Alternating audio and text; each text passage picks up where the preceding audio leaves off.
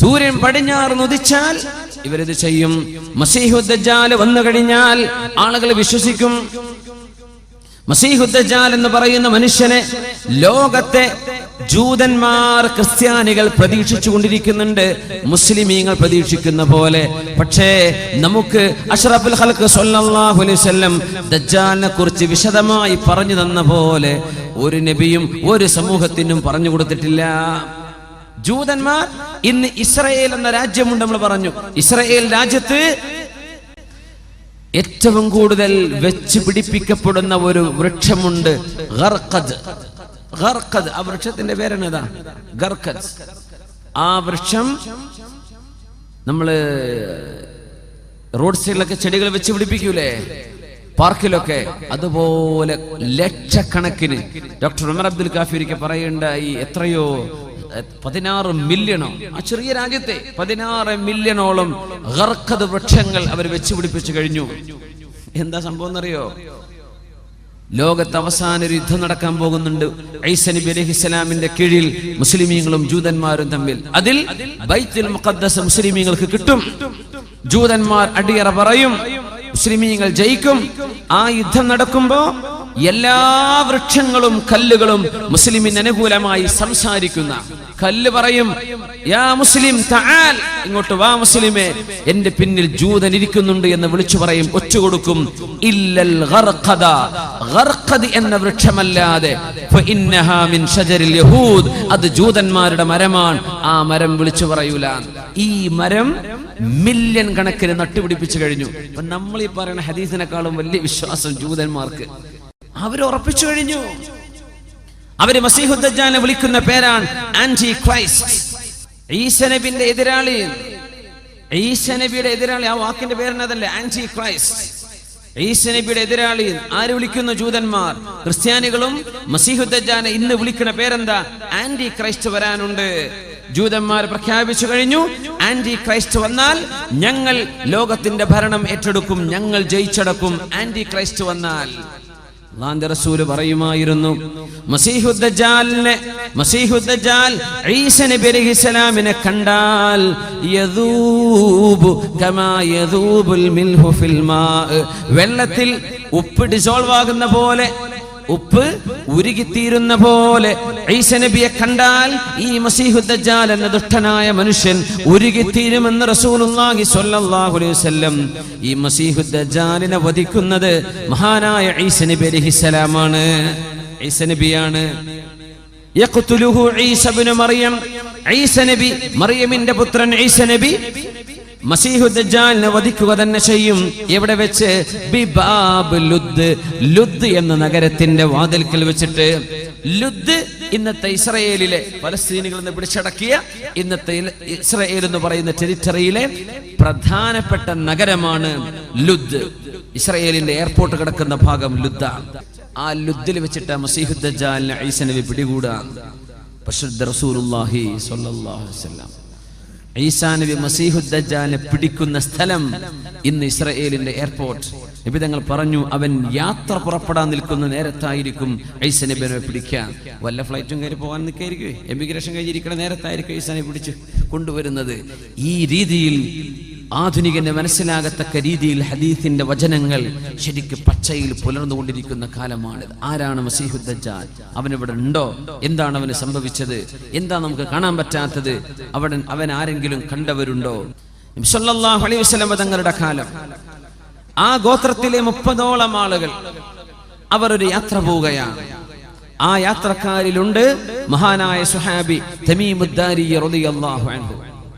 അപ്പോ 30ഓളം വരുന്ന ആളുകൾ, ലഖ്മ ജുദാം എന്ന ഗോത്രത്തിലെ 30ഓളം ആളുകൾ കടലിൽ യാത്ര പോയ ചരിത്രം സ്വഹീഹ് മുസ്ലിമിൽ കാണാൻ കഴിയും. സ്വഹീഹായ ഹദീസ്. ആ യാത്രക്കാരിലുണ്ട് മഹാനായ തമീമുദ് ദാരി റളിയല്ലാഹു അൻഹു. തമീമുദ് ദാരിയെ ഓർമ്മ വരണം. ആ സ്വഹാബിയാണ് ഉമറുൽ ഫാറൂഖ് റളിയല്ലാഹു അൻഹുവിന്റെ കാലത്ത് തറാവീഹ് നിസ്കാരം 20 റക്അത്ത് നിർവഹിക്കപ്പെട്ടപ്പോൾ ആ 20 റക്അത്ത് തറാവീഹിന് ഉമർ റളിയല്ലാഹു അൻഹു ഇമാം നിർത്തിയിരുന്ന സ്വഹാബി രണ്ട് സ്വഹാബിമാരിൽ ഒരാൾ ഈ സ്വഹാബിയാണ് തമീമുദ്ദാരി റളിയല്ലാഹു അൻഹു. അദ്ദേഹം മുസ്ലിം ആവാനുണ്ടായ കാരണമാണ് പറയുന്നത്. ലഹ്മ് ജുദാമ് ഗോത്രത്തിലെ 30ഓളം ആളുകൾ കടലിൽ യാത്ര പോയി. അവരുടെ കപ്പലുകൾ തകർന്നടിഞ്ഞ് ഒരു ദ്വീപിലെത്തിപ്പെട്ട കഥയാണ് അവർ പറഞ്ഞത്. അല്ലാഹുവിന്റെ റസൂലിനോട് വന്ന് പറഞ്ഞു കൊടുത്തു. ഉമ്മു ഹാനി റളിയല്ലാഹു അൻഹ പറഞ്ഞു, അല്ലാഹുവിന്റെ റസൂൽ സ്വല്ലല്ലാഹു അലൈഹി വസല്ലം ഞങ്ങൾ എല്ലാവരെയും പള്ളിയിലേക്ക് വിളിച്ചിട്ട് പറഞ്ഞു, എല്ലാവരും ഇരിക്കിൻ. മാ ദഅഉതുകും ലിറഹ്ബത്തിൻ വലാ ലിറഗ്ബ. നിങ്ങളെ പേടിപ്പിക്കാനോ സന്തോഷിപ്പിക്കാനോ ഒന്നുമല്ല ഞാൻ ഇപ്പോൾ വിളിച്ചത്. വലാകിൻ തമീമുദ്ദാരി, പക്ഷേ തമീമുദ്ദാരി എന്ന ഈ ചെറുപ്പക്കാരൻ അഖ്ബറനി, എന്നോട് ചില കാര്യങ്ങൾ പറഞ്ഞു തന്നു. ആ കാര്യങ്ങൾ ഞാൻ നിങ്ങളെ പഠിപ്പിച്ച അതേ വസ്തുതകളായി അദ്ദേഹം കണ്ടിരിക്കുന്നു. അത് പഠിപ്പിച്ചു തരാൻ, തമീമുദ്ദാരിയുടെ അനുഭവം നിങ്ങൾക്ക് പറഞ്ഞു തരാനാണ് ഞാൻ നിങ്ങളെ വിളിപ്പിക്കുന്നത് എന്ന് പരിശുദ്ധ റസൂലുള്ളാഹി സ്വല്ലല്ലാഹു അലൈഹി വസല്ലം. സ്വഹീഹ് മുസ്ലിമിന്റെ ഹദീസ്. ഇതെന്തല്ല ദഈഫ് അല്ല, എന്തല്ല മൗദൂഉൻ തള്ളിക്കളയുന്ന ഹദീസ് ഒന്നുമല്ല. എന്താ സ്ട്രോങ് ഹദീസാണ് സ്വഹീഹ് മുസ്ലിം. ഞങ്ങൾ യാത്ര പോയി. അങ്ങനെ ഞങ്ങളുടെ കപ്പൽ തകർന്നടിഞ്ഞ് ഞങ്ങൾ ഒരു വിജനമായ ദ്വീപിലേക്ക് കയറി ചെന്നു. ഞങ്ങളൊക്കെ ക്ഷീണിച്ചിട്ടുണ്ട്, തകർന്നിട്ടുണ്ട്. 30ഓളം ആളുകളായ അറബികൾ.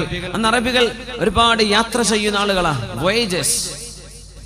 ഒരു GPS സംവിധാനം ഇല്ലാതെ അവർ യാത്ര ചെയ്തത്. നമ്മുടെ കോഴിക്കോട് കാപ്പാടും കൊച്ചിയിലും നമ്മുടെ കൊയിലാണ്ടിയിലൊക്കെ അറബികൾ നടത്തിയ യാത്രയൊക്കെ എങ്ങനെയാ, എന്തൊരു അത്ഭുതമാണല്ലേ. നമുക്ക് പോകാൻ പറ്റും. ഇപ്പോൾ എല്ലാ സംവിധാനമുള്ള കപ്പലുണ്ട്.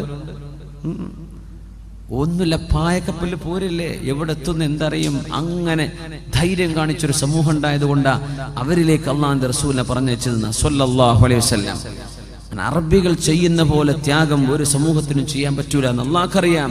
അതുകൊണ്ട് നബി തങ്ങൾ അങ്ങോട്ട് അയച്ച് അവരെ കൊണ്ട് ലോകത്തിന്റെ ദഅവത്ത് എല്ലായിടത്തേക്കും അവരെത്തിച്ചു തന്നത് മാലിക് ദീനാർ തങ്ങൾ അടക്കം. അങ്ങനെ വന്നവരല്ലേ. അവർ യാത്ര പോയി, കപ്പൽ തകർന്നടിഞ്ഞ് ഒരു ദ്വീപിലേക്ക് അഭയം പ്രാപിച്ച കഥയാണ് മഹാനായ തമീമുദ്ദാരി റളിയല്ലാഹു അൻഹു അല്ലാഹുവിന്റെ റസൂലിനോട് പറഞ്ഞു കൊടുക്കുന്നത്. നബിയെ, ഞങ്ങൾ കയറി ചെന്നപ്പോൾ ഫസ്തഖ്ബലത്നാ ദാബത്തുൻ, ഒരു മൃഗം ഞങ്ങളുടെ മുമ്പിൽ പ്രത്യക്ഷപ്പെട്ടു. സൗദാ, ഒരു കറുത്ത ഭയങ്കരമായ അദീമ, ഒരു ഭീമാകാരമുള്ള ഒരു ജീവി. ലാ യുഅറഫു ദുബുറുഹാ മിൻ ഖുബുലിഹാ, അതിന്റെ മുൻവശമേതാണ് പിൻവശമേതാണെന്നും കണ്ടാൽ അറിയുന്നില്ല. ആകെ രോമാവൃതമായ ഒരു ജീവി. ആ ജീവിയെ കണ്ടപ്പോൾ ഞങ്ങൾ പേടിച്ചു നബിയെ. ഞങ്ങൾ ചോദിച്ചു, മാ അൻത, ഈ ആരാണ് എന്ന് ചോദിച്ചു. നീ എന്താണ് ചോദിക്കന്നെ. മാ അൻത, അത് വിചാരിച്ചത് മറുപടി പറയില്ല. ആ സാധനം മറുപടി പറഞ്ഞു. അതാണ് അത്ഭുതം. ആ ജീവി ഞങ്ങളോട് മറുപടി പറഞ്ഞു, അനൽ ജസ്സാസ, ഞാൻ ജസ്സാസ എന്ന മൃഗമാണ്. ഞങ്ങൾ ചോദിച്ചു, വമൽ ജസ്സാസ, എന്താണ് ജസ്സാസ എന്ന് പറഞ്ഞാൽ? ആ മൃഗം പറഞ്ഞു, ഞാൻ ആരാണെന്ന് നിങ്ങൾക്കറിയണമെങ്കിൽ ഇൻതഖിലൂ ഇലാ ദൈരിൻ തഹ്ത, ആ താഴ്ഭാഗത്ത് ഒരു ഗുഹയുണ്ട്, അവിടെ ഒരാൾ ഇരിക്കുന്നുണ്ട്. അയാളോട് പോയി ചോദിച്ചാൽ അയാൾ പറഞ്ഞു തരും ഞാൻ എന്താണെന്ന്. ഇവര് പറയാ, നബിയേ, ഞങ്ങൾ പേടിച്ചു പോയി. ഞങ്ങൾ വിചാരിച്ചു ഇന്നഹാ ജാന്ന, ഇത് പിശാച് പെണ്ണ് ജിന്നാണോ എന്ന് പേടിച്ചു നബിയേ. ഞങ്ങളുടെ ഭാഷയാണ് ഈ മൃഗം സംസാരിക്കുന്നത്. ഇത് പിശാചാണോ ഞങ്ങൾ പേടിച്ചു. പക്ഷെ ഞങ്ങളോട് പോകാൻ പറഞ്ഞു, താഴേക്ക് നടക്കാൻ വേണ്ടി പറഞ്ഞു. നടന്നു ചെന്നു. അവിടെ ഒരു ഗുഹയുണ്ട്. ആ ഗുഹയിൽ ഭീമാകാരമുള്ള ശരീരമുള്ള ഒരു മനുഷ്യനെ ഞങ്ങൾ കണ്ടു നബിയെ. ഞങ്ങൾ കണ്ടു, ചങ്ങലകളിൽ ബന്ധിച്ചൊരു മനുഷ്യൻ കിടക്കുന്നുണ്ട്. ഞങ്ങൾ ചോദിച്ചു, മൻ അൻത, നിങ്ങൾ ആരാണ്? മുടിയെല്ലാം ചുരുളൻ മുടിയുള്ള ഭീമാകാരമായ ശരീരമുള്ള ഒരു ചെറുപ്പക്കാരൻ. ഭയങ്കര ചങ്ങലകൾ, കൈകാലുകൾ ചങ്ങലകളിൽ ബന്ധിതനാണ്. നീ ആരാണെന്ന് ചോദിച്ചു. ആ മനുഷ്യൻ പറഞ്ഞു, ഞാൻ ആരാണെന്ന് പറഞ്ഞു തരാനിരിക്കട്ടെ, നിങ്ങൾ ആരാണെന്ന് എനിക്ക് പറഞ്ഞു തരിൻ. ഖുൽനാ, ഞങ്ങൾ പറഞ്ഞു, ഉനാസും മിനൽ അറബ്, ഞങ്ങൾ അറബികളാണ്. ഞങ്ങൾ കപ്പലിൽ യാത്ര പോയതാണ്. ഞങ്ങൾ വഴിതെറ്റിപ്പോയി കപ്പൽ തകർന്ന് ഞങ്ങൾ ഇങ്ങോട്ട് എത്തിപ്പെട്ടതാണ്. നിങ്ങൾ അറബികളാണല്ലേ? അതെ, ഞങ്ങൾ അറബികളാണ്. എനിക്ക് ചില ചോദ്യം ചോദിക്കാനുണ്ട്. അഖ്ബിർനി അൻ നഖ്ലി ബൈസാൻ. ബൈസാൻ ഈത്തപ്പനത്തോട്ടം എങ്ങനെയുണ്ട്? ഇന്നത്തെ ജോർഡാനിലെ ഈത്തപ്പനത്തോട്ടത്തിന്റെ പേരാണ് ഈ പറയുന്നത്. ബൈസൻ ഈത്തപ്പനത്തോട്ടം എങ്ങനെയുണ്ട്? ഞങ്ങൾ പറഞ്ഞു കസീറത്തു ഷജർ, ഇഷ്ടംപോലെ മരങ്ങളുണ്ട്, കായ്ക്കനികളുണ്ട്. അപ്പൊ ഇയാൾ പറഞ്ഞു അമാ ഇന്നഹു തീർച്ചയായും ഒരു കാലം വരും, ആ ഈത്തപ്പനത്തോട്ടത്തിൽ ഒന്നുപോലും കായ്ക്കാതെ നിൽക്കുന്ന ഒരു കാലം വരാനുണ്ട്. അഖ്ബിർനി അൻ ബുഹൈറത്തി ത്വബരിയ. ത്വബരി തടാകത്തെ കുറിച്ച് പറഞ്ഞു തരൂ. ഷാമിലെ ത്വബരി തടാകത്തെ കുറിച്ചാ ചോദിക്കുന്നത്. ത്വബരി തടാകം ശുദ്ധജലമാണ്. ഇവര് പറഞ്ഞു കസീറത്തുൽ മാ, ഒരുപാട് വെള്ളമുണ്ട്.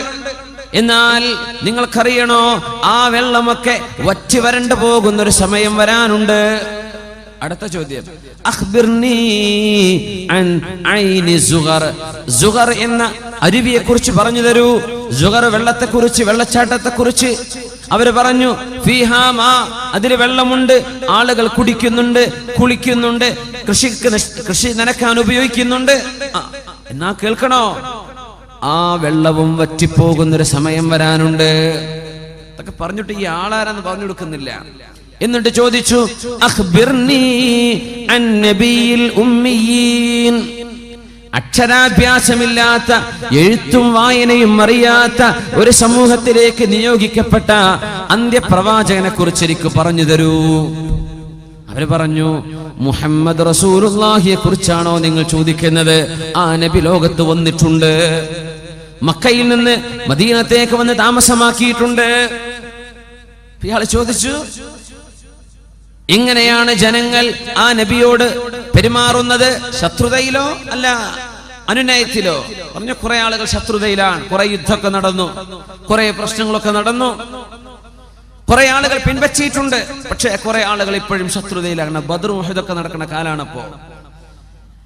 അന്നേരം ഇയാൾ പറഞ്ഞു ഫഖൈറുൽ ലഹും അൻ യുതീഉ,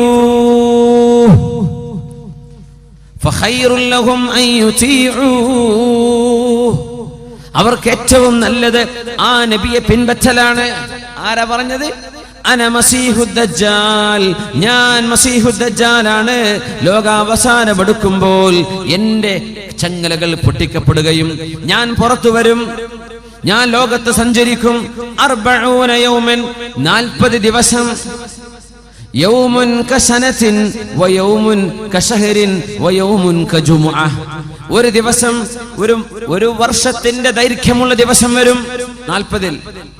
വേറെ ഒരു ദിവസം ഒരു മാസത്തിന്റെ ദൈർഘ്യമുള്ള ദിവസം വരും. വേറെ ഒന്ന് ഒരാഴ്ചയുടെ ദൈർഘ്യമുള്ള ദിവസം വരും. ബാക്കി 37 ദിവസങ്ങൾ സാധാ ദിവസങ്ങളായിരിക്കും. ഞാൻ ലോകത്തിന്റെ എല്ലാ ഭാഗത്തും സഞ്ചരിക്കും. ഗൈറ മക്ക വ ത്വയ്ബ, മക്കയൊഴികെ ത്വയ്ബ ഒഴികെ ബാക്കി എല്ലായിടത്തും ഞാൻ എത്തും. അമ്മാ മക്കത വ ത്വയ്ബ ഫതഹറുസുഹൽ മലായിക, മക്കയിലേക്കും മദീനയിലേക്കും എനിക്ക് കടക്കാൻ കഴിയില്ല. അന്നേരം മക്കക്കും മദീനക്കും അള്ളാഹുവിന്റെ മലക്കുകൾ കാവൽ നിൽക്കുകയായിരിക്കും, എനിക്കടുക്കാൻ പറ്റില്ല.